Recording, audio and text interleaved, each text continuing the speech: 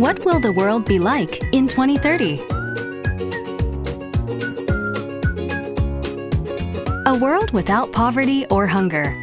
A society in which everyone receives medical care and education, and everyone is equal and feels a sense of purpose. A planet where people's lives and the environment flourish. In this future, everyone will join hands, and peace will last forever. We are the creators of 2030. Presenting JICA's initiatives for achieving the SDGs. The 20th century achieved remarkable development, but the planet is buckling under the strain of such progress. In 2000, the United Nations adopted the Millennium Development Goals, or MDGs, and has been working towards solving issues in developing countries in accordance with those 8 goals, including eradication of extreme poverty and hunger. Then, in September 2015, the Sustainable Development Goals, SDGs, were adopted. Based on the principle that no one will be left behind, 17 new goals and 169 targets were established. These international goals were not limited to supporting developing countries, but to bettering the world on a global scale. The principles behind the SDGs are categorized into 5 Ps. People enables everyone to live with dignity. Prosperity ensures prosperous lives through economic progress in harmony with nature. Planet protects the Earth by managing and preserving natural resources. Peace fosters a society free of conflict, violence, and persecution. Partnership aims to resolve issues through solidarity among all global actors. The international community commenced initiatives targeting achievement of the 17 goals by 2030 in accordance with these 5 Ps. In 2017, the Japanese government established the SDGs Promotion Headquarters and formulated the SDGs Implementation Guiding Principles. Since then, it has conducted activities that involve diverse stakeholders. At the SDG Summit held in 2019, UN member states announced over 100 actions. They promised further mobilization of financing and strengthening of institutions. Such global initiatives saw significant progress in important areas. These included reduction of extreme poverty from 16% in 2010 to 8.6% in 2018, and a 49% reduction in the mortality rate of the under 5 age group between 2000 and 2017. However, numerous issues requiring urgent improvement still remained. These included a rapid degradation of the natural environment, frequent occurrence of natural disasters due to climate change, and gender-based violence and inequality, which were undermining the realization of the SDGs by 2030. In 2020, the United Nations called the remaining 10 years the Decade of Action for further acceleration and expansion of initiatives, and indicated a strong commitment towards achieving the SDGs. However, the COVID-19 pandemic struck, causing the global economy to stagnate and making a tremendous impact on the most vulnerable people, such as the poor. The Ukraine crisis, which shook world peace, soon followed. Inevitably, it led to the stagnation of the SDGs. In an address to the UN General Assembly, Secretary-General of the United Nations, Antonio Guterres, expressed a sense of crisis, saying, "The SDGs are issuing an SOS and calling for global unity." Amid these circumstances, in its SDGs Action Plan 2023, the Japanese government presented priority issues that Japan should address. It declared its commitment to leading the international community in order to accelerate achievement of the SDGs. So how much progress has Japan made to date? If we quantify SDG initiatives and view them by country, we see that Japan is positioned 19th in the world. While European countries are ranked the highest, Japan is the top country in Asia, indicating a certain level of contribution. Looking at the 17 goals individually, Japan has achieved 3. 5 have remaining issues, and 3 face significant challenges. An additional 6 are also deemed to face serious issues. To achieve the SDGs, urgent improvement is necessary. This is a message from JICA President Tanaka Akihiko. He says, "Have you ever heard the term human security? Human security protects the universal rights of all people to live in freedom from fear, freedom from want, and freedom to live in dignity." It resonates with the SDGs principle that no one will be left behind. JICA holds human security as one of its missions. Our aim is to build a resilient society by focusing on the vulnerabilities of people and society and engaging in protecting people and capacity building. In accordance with our vision of leading the world with trust, JICA is undertaking international cooperation that forges bonds between people and between countries. We will leverage Japan's experience and technology to engage with people in our partner countries and foster human resources through long-term cooperation. This is a unique feature of JICA. In the Decade of Action, along with our domestic and international partners, JICA will continue to strive towards achievement of the SDGs. The SDGs target 17 goals. They are interrelated, so we cannot aim for just one. Rather, we need to work through all of them in a balanced way. This is why JICA developed the JICA Global Agenda, its strategies for tackling global issues of increasing complexity. This agenda clarifies medium and long-term goals and approaches for 20 priority issues and promotes collaboration with a wide range of domestic and international partners.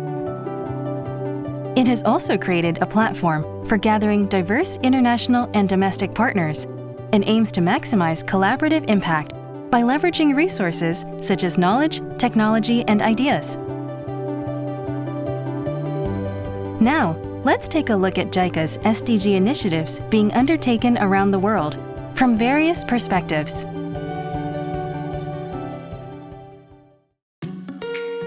Case 1. The achievement of gender equality and women's empowerment. In Pakistan, unofficial economic activities such as day labor and street sales play a major role, to the extent that 80% of workers other than farmers are employed in the informal sector. Most women in this category do home-based work that is not readily quantifiable. However, because they are not covered by clear labor standards, they are not protected by law and are placed in vulnerable positions, resulting in possible wage exploitation and other issues. In cooperation with the provincial government and NGOs, JICA commenced an initiative from 2017 in the Sindh province of southern Pakistan, aiming to improve the livelihoods and well-being of female home-based workers. Many women are not given the opportunity to get an education, so they are not equipped with the skills to improve their income. Project Chief Advisor Mamiya Chio from Kaihatsu Management Consulting Incorporated explains Pakistan's unique customs that form the background to this. She says, once females reach a certain age, they are not encouraged to leave the home. There are big barriers to women working outside the home. There are significant disparities between the economic opportunities offered to women compared to men. Female home-based workers in Sukur, a rural area being supported by the project, make a living mainly through handicrafts, but they had never thought of planned saving. Under this project, They were trained to create life plans and manage income and expenditure for when they needed money. Ms. Mamiya says, "This is a household accounting record. The women are asked to record their daily expenditures and create a savings plan." In the case of women with low literacy, it was thought that the family would keep the records for them, but that was where a change occurred. Ms. Mamiya says, "They asked us to teach them to read and write because they wanted to write their own accounting records. We created a 3-month special literacy program in which the women participated. They studied enthusiastically and learned to write. I was very impressed."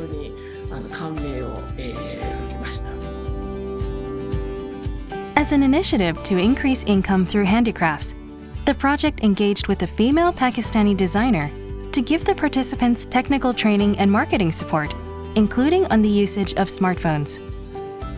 This is how the brand Love Handmade was created. Ms. Mamiya explains, to increase the women's incomes, it was decided that products targeting the urban high-income bracket would be made. Such consumers do not buy from producers who do not respect deadlines or whose products don't meet their quality standards. Some of the women started to understand that if they met deadlines and maintained high quality, then they could sell at high prices, and gradually, their products started to sell. This gave the women confidence and increased their income, creating a virtuous cycle. Ms. Mamiya says that she was often astonished at the changes in the women. She says, "The biggest change in the women was the confidence they developed. I was delighted at that. We plan to promote these activities to other organizations that support the livelihood improvement of women. So I would like to strengthen the project systems, including the creation of an easy-to-use toolkit." Case 2. Expanding cooperation through long-term achievements and trust. Cambodia was decimated by a long civil war. In 1993, in the capital of Phnom Penh, water supply facilities were in a disastrous state, and the piped water supply system covered only 20% of the city's population. Along with many countries and international organizations, JICA put considerable effort into support for Cambodia's reconstruction and set about developing infrastructure and strengthening management capacity in water supply systems. The result was that, in just 10 years, Phnom Penh had a water supply coverage rate that exceeded 80% and provided high-quality tap water 24 hours a day. That achievement was called the Miracle of Phnom Penh and brought about a dramatic improvement in the city's water supply. One person who remembers that time is Ms. Yamamoto Keiko, a former JICA senior advisor. She says, infrastructure had been severely damaged in the Civil War, so recovery involved both tangibles and intangibles. At the Phnom Penh Water Supply Authority, His Excellency Ek Son Chan displayed wonderful leadership. He was a very balanced person. The motivating force for the project was His Excellency Ek Son Chan, Director General of the Phnom Penh Water Supply Authority. JICA and local personnel often bounced ideas off one another, building a mutual trust that continues to this day. The water supply project in Cambodia progressed in line with the initial basic plan. The next step was to roll the program out from Phnom Penh to the provinces. In 2003, Ms. Yamamoto worked as chief advisor on the project on capacity building for the water supply system. She explains, once we had made progress on the tangible aspects, we started on the intangibles. I adopted a method in which runners could catch up to the top runners. In other words, Japanese experts came to Cambodia to share their technical and managerial expertise with local leaders. Next, the local top runners became teachers and taught the second runners. Just by repeating this, the technology and management know-how spread across the country without support. These initiatives aim to facilitate Cambodia's transition from recovery to self-reliance, and then expanded to the development of water supply infrastructure and enhancement of management capabilities in 8 provincial cities. Ms. Yamamoto says, "People take water for granted, but in fact, it is incredibly precious. I think that our project made a contribution to water supply development in Cambodia." JICA's partner throughout the development of the water supply project in Cambodia was the Kita-Kyushu City Water and Sewer Bureau. Mr. Yayama provided technical support as the city's 7th-generation long-term expert. He says, Kita-Kyushu City played the role of transferring Japan's world-class technology to Cambodia. The Cambodian government has set a national goal of supplying safe drinking water to the whole population by 2030, and in rural regions, private water supply operators are playing a key role. Mr. Yayama explains, in Cambodia, there are countless small-scale water supply operators, including family operations. There are many issues, such as the lack of adherence to water quality standards, and regulations need to be strengthened. To further expand water supply systems nationally, the project provided support to the government for licensing, regulating, and supervising privately owned water operators. This has involved development of related laws and capacity development for government officials. Now, the number of compliant private water utilities continues to increase greatly. Numerous people have been involved in the project that started in Cambodia from 1993, and that cooperation continues to this day. Mr. Yayama says, building good human relationships between Cambodians and Japanese at both the practical working level and at the upper management level has resulted in a long-term relationship of trust. We want to see Cambodia achieve its goal of giving the whole population access to safe drinking water by 2030. We would also like to continue cooperating with Cambodia to develop their water supply. Case 3. Innovation created in partnership with developing countries. With its ongoing economic growth and increasing population, the attractive market of Africa is drawing attention from global corporations and investors. Amid numerous social problems, including high unemployment and underdeveloped public infrastructure, an increasing number of young entrepreneurs are leveraging new digital technologies to address these problems themselves. In January 2020, JICA launched an initiative called Project Ninja, Next Innovation with Japan, for startup entrepreneurs in Africa. At present, JICA expert Hara Sachiko is working on this in Ethiopia. She says, the Ninja in Project Ninja is an abbreviation of Next Innovation with Japan. The project has 3 pillars. The first and largest is the With Japan element. A major part of this is how to link Japan's corporations and investors with developing countries. The second is innovation. We are supporting companies that are doing new business that leverages digital technologies. And the third pillar is the SDGs. We are supporting startups, particularly those with businesses that solve social issues. As part of its activities, Project Ninja focuses on building a startup ecosystem surrounding entrepreneurs. One initiative is supporting the matching of investors with entrepreneurs. In 2021, 10 companies, which were selected from about 2,700 applicants from 19 African countries, pitched business plans in JICA's business plan competition. The 10 presented their business plans in various fields, including healthcare and agriculture. Ms. Hara explains, we held this competition to support the matching of African startups with Japanese corporations. Japanese investors and companies who watched the presentation did reach out and make contact with the participating startups. Further, an initiative aimed at capacity building for entrepreneurs provides a customized support program to match the stage of each of their companies. One program participant was a digital healthcare startup called Orbit Health. This company provides a digital health platform to improve access to and the quality of healthcare, which is an issue in Ethiopia.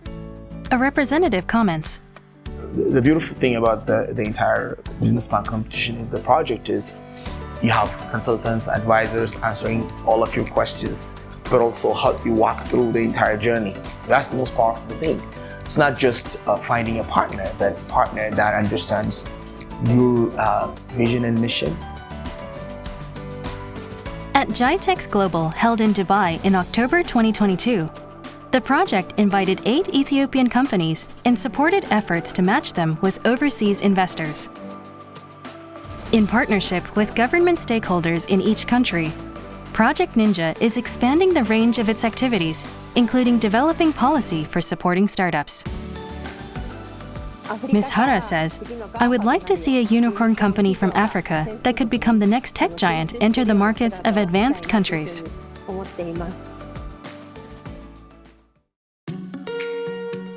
Case 4.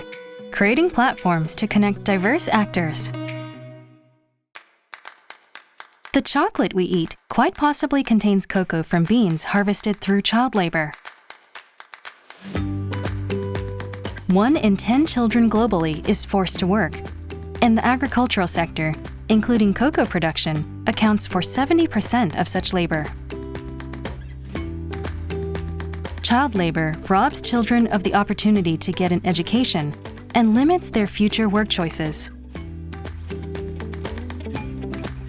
In January 2020, JICA established the Platform for Sustainable Cocoa in Developing Countries. Diverse stakeholders, including industry groups, companies, and NGOs, are collaborating to resolve issues facing the cocoa industry toward its sustainable development. The role of JICA's Yamashita Chigiru is to connect both overseas and domestic actors. He says, "We now understand that child labor is the result of not one, but many complex, intertwined elements. We set up this platform because we saw the need to work together with businesses and their consumers to solve the challenges of child labor." The platform provides a forum for discussing measures to solve various issues such as child labor, farmer poverty, and environmental problems. One way to approach cocoa-producing regions is by supporting the initiative of the government of Ghana to create child labor-free zones. Mr. Yamashita says, child labor-free zones are areas where conditions are in place to prevent and eliminate child labor. Such conditions include periodic awareness-raising activities for residents, children going to school, schools functioning properly, and others. Once these conditions are met at a certain level, then the area is certified as a child labor-free zone. The expansion of child labor-free zones throughout Ghana in the future will greatly assist Japanese companies, which are highly concerned about the labor situation in cocoa-producing regions. Mr. Yamashita says, companies that procure cocoa beans can confidently declare that they are using beans produced without child labor. In September 2022, the platform announced an action plan for the elimination of child labor in the cocoa industry. The platform supports the promotion of initiatives by the whole industry. Mr. Yamashita says, while Japan is a long way from Ghana, if Japanese consumers and companies change their actions, this will enrich the lives of people in the cocoa-producing regions. We want to contribute to making such change happen.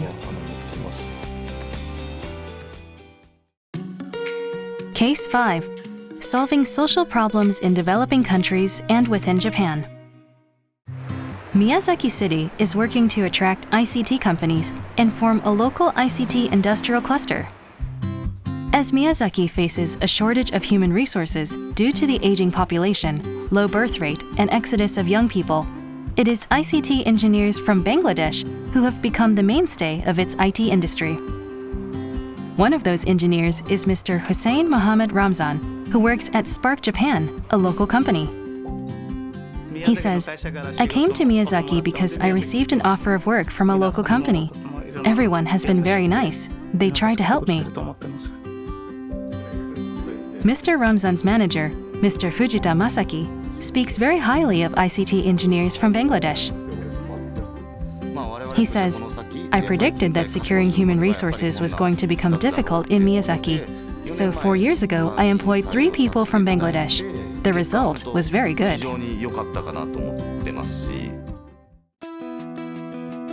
Bangladesh has seen continued economic growth in recent years and has many young skilled ICT engineers. However, their lack of employment opportunities is an issue. This prompted JICA to initiate BJET, a program aimed at solving both the problems of Japan's lack of IT resources and Bangladesh's need for more employment opportunities in 2017. Under BJET, ICT engineers from Bangladesh can learn Japanese language, culture, and business etiquette with the aim of working in the Japanese market. They are then matched with Japanese companies. In 4 years, 186 Bangladeshi ICT engineers have been employed. The initiatives being taken in Miyazaki are of particular note. Associate Professor Ito Kenichi from the University of Miyazaki has given support by educating Bangladeshi engineers. He says, "Under our project, Bangladeshi people who want to work in Japan don't start work here right away. At the university, they learn the cultural differences between Japan and Bangladesh and study Japanese before doing an internship at a Japanese company. We create opportunities for both sides to become familiar with each other before the engineers join a company." The three-way partnership between the University of Miyazaki, IT companies, and the city of Miyazaki, which provides subsidies, is called the Miyazaki-Bangladesh model and has played a major role in the solution of problems faced by both countries. BJET has been succeeded by B-Meet, which also aims to develop partnerships between both countries, now at a company-to-company level. Professor Ito says, "There are many Bangladeshi IT companies that wish to do business with Japan. The engineers who have been employed in Miyazaki through BJET will function as bridges between Miyazaki and Bangladesh. B-Meet is the project that will lay the groundwork for this new phase." Mr. Ramzan is a key person promoting exchange between the two countries. He says, "I want to work in Japan for a long time and use that experience. I hope to make a contribution as a bridge between Japan and Bangladesh." Professor Ito says, while BJET and B-Meet are basically international cooperation projects, they can be viewed as programs that initiate new projects where Japan and Bangladesh are equal partners. We share and address each other's concerns and strengths and convert them to advantages. I think that this type of equal relationship will also contribute to the achievement of the SDGs.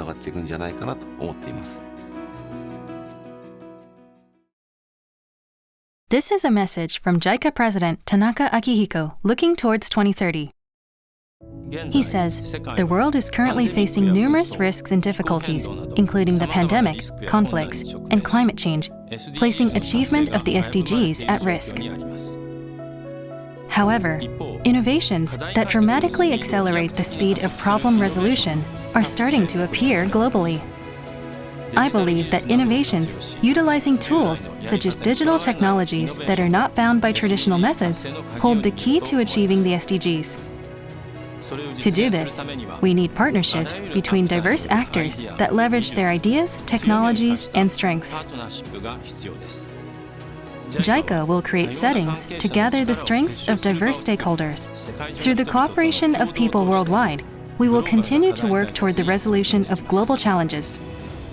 We believe that our experiences can also be applied to the resolution of serious problems in Japan and other advanced countries. I firmly believe that the achievement of the SDGs is our chance to change the world." What kind of world do you want to see in 2030? We at JICA hope that Japan's wealth of experience, technology, and enthusiasm will become the motivating force for achieving the SDGs and bringing smiles to the faces of people around the world.